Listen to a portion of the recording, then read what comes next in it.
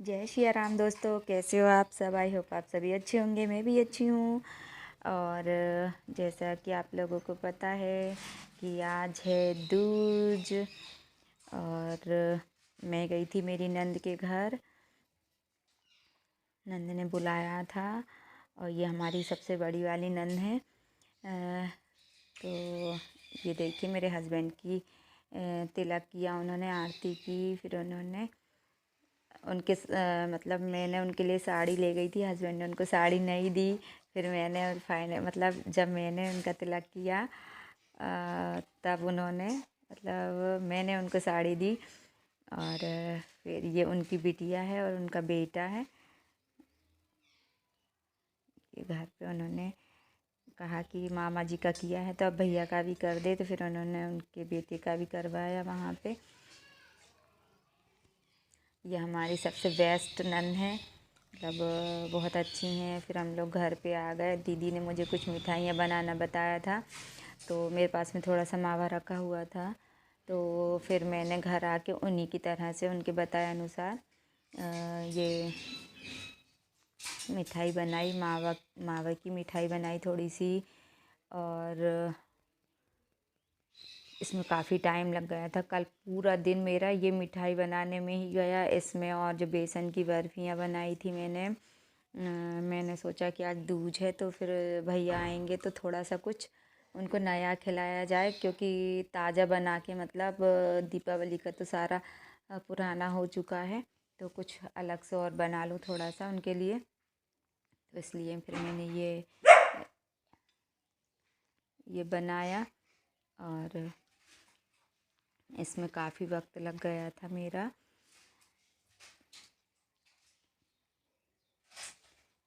और फिर कल मैंने मतलब मेरी भाभी को भी बुलाया था, पर वो आ नहीं पाई, शायद उनका बेटा सो गया था। तो फिर वो नहीं आई थी, भतीजियाँ आई थी और भैया ही आ पाए थे। और फिर ये मैंने मावे की मिठाई जमाई। ज़्यादा नहीं था, थोड़ा ही सा था, तो फिर मैंने सोचा कि थोड़े से की जमा दूँ। और इसके बाद में मेरे भैया जो आए थे वो रात को लेट हो गए थे, काफ़ी लेट आए थे। तो मुझे काफ़ी मतलब उनका इंतज़ार करना पड़ा। पर ये देखिए मैंने फिर थोड़ी सी बेसन की भी बनाई थी। ये भी मुझे दीदी ने ही बताया था, तो फिर मैंने उनके अनुसार जैसा जैसा उन्होंने मुझे बताया था वैसे वैसे मैंने किया।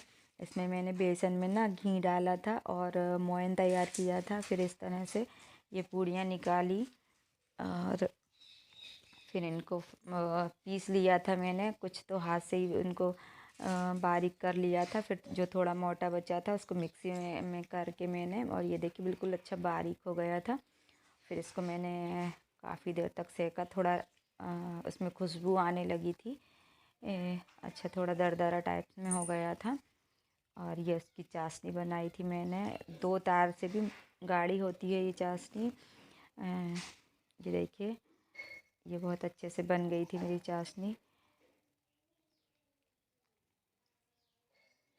और ये आप लोगों को दिख रहे होंगे इसमें बहुत सारे तार, क्योंकि ये मतलब यूँ यूँ करने पर ही ये हाथ में ही सेट हो रही थी। तो फिर मैं समझ गई थी कि इससे मिठाई अब मेरी जम जाएगी। तो मैंने आधे अलग किया, आधा मोयन। और मतलब ये बेसन का जो मैंने बनाया था उसको थोड़ा आधा अलग कर लिया था और आधा अलग कर लिया था। ऐसी चाशनी भी आधी आधी करके इसमें मैंने ऑरेंज कलर डाला था। और इसमें आधे में मैंने ग्रीन वाला डाला था।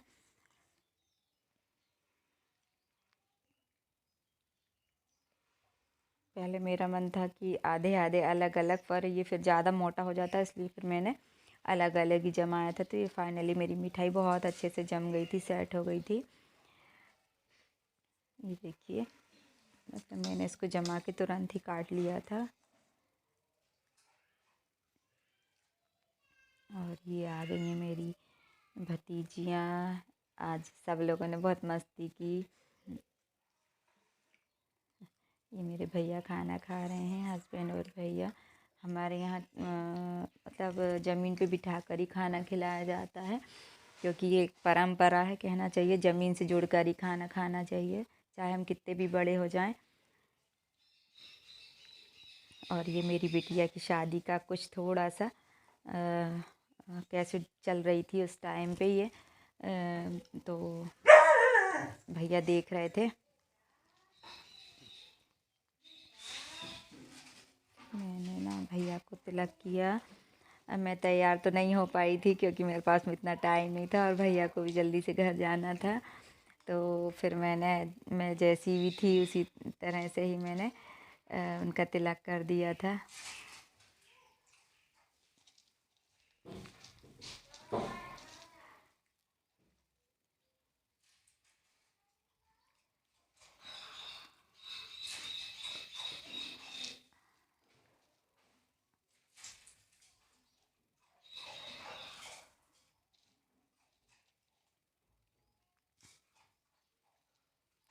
और फिर भैया ने मुझे पैसे दिए कि दीदी मेरे से पैसे तो ले ले आके। फिर मैंने उनसे पैसे लिए।